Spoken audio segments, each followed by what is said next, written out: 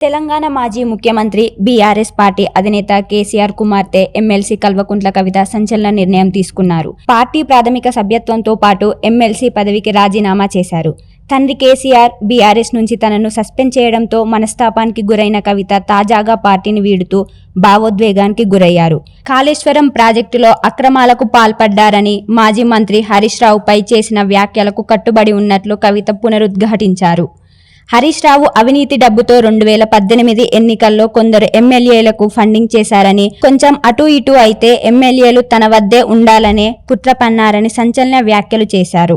2009లో సిరిసిల్లాలో కేటీఆర్ను ఓడించేందుకు 60 లక్షల రూపాయలు పంపారని ఆరోపించారు. పార్టీ నుంచి తమ కుటుంబాన్ని వెలివేయాలని హరీష్ రావు కుట్రలు చేస్తున్నారని ఆమె తీవ్ర వ్యాఖ్యలు చేశారు. ఇప్పటికైనా కేటీఆర్ మేల్కొనకపోతే తనకు పట్టిన గతే భవిష్యత్తులో వారికి పడుతుందని హితవు పలికారు. మరోవైపు తన భవిష్యత్ ప్రణాళికపై కవిత స్పష్టతనిచ్చారు. తాను ఏ పార్టీలో చేరట్లేదని, ఆ అవసరం కూడా లేదన్నారు. ఫ్యూచర్లో ఏం చేయాలో జాగృతి కార్యకర్తలు, తెలంగాణ మేధావులు, బీసీ బిడ్డలతో చర్చించి నిర్ణయం తీసుకుంటానని తెలిపారు. దీంతో ఆమె సొంతంగానే పార్టీ పెట్టొచ్చనే ఊహాగానాలకు బలం చేకూరినట్లయింది.